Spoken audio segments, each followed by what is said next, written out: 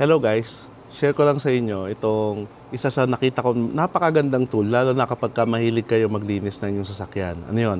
Ito yung Kilat Cordless Vacuum Cleaner. No, maliit lang siya guys. No, ito yung makikita nyo kapag binili nyo yung box. Sa maganda sa kanya, kasama na yung lalagyan na to, no, storage bag na yan. So kompleto siya ng mga accessories na makikita nyo. Meron siyang ito, hose, may mga adapter siya, no, para kung gusto nyo siyang gamitin pang linis din ng keyboard or whatever pwede. Meron siyang iba pa rito. Pwede rin siyang ano guys mini vacuum, no? Mini blower. Tapos meron na siyang kasamang dalawang filter, no? Meron siyang malaking battery na ito ay I think lithium ion battery, no? Kagaya naman nakikita natin sa mga drill, no? Meron na rin siyang adapter ulit. Napakaraming adapter. Ito at ito yung kanyang charger. So, pakita ko siya sa inyo. Ito siya, yung pinaka-vacuum natin. Para lang siyang baril, no? Yan. Yan yung itsura niya, guys. Very ano lang siya, magaan, no? Bali, tatlo pala yung kasama niyang filter, no? So, pakita ko sa inyo yung itsura niya kapag nabuo na.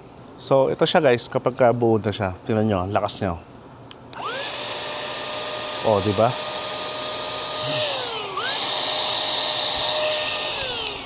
Napakalakas ng power. So, subukan natin siya sa loob ng sasakyan. Yan guys, naglagay tayo ng dumi para makita lang yung power niya, no? Ito siya.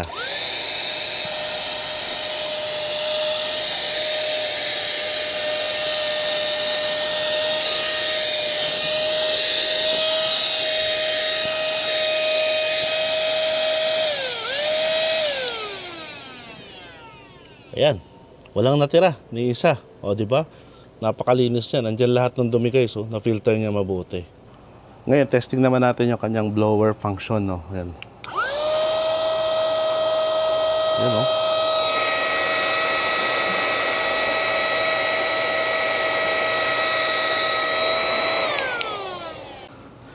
O, di ba? Napaka worth it niya. Kaya kung gusto niyo nito guys, click niyo lang yung yellow basket para makakuha na rin kayo. Malaking tulong sa inyong panlinis ng sasakyan.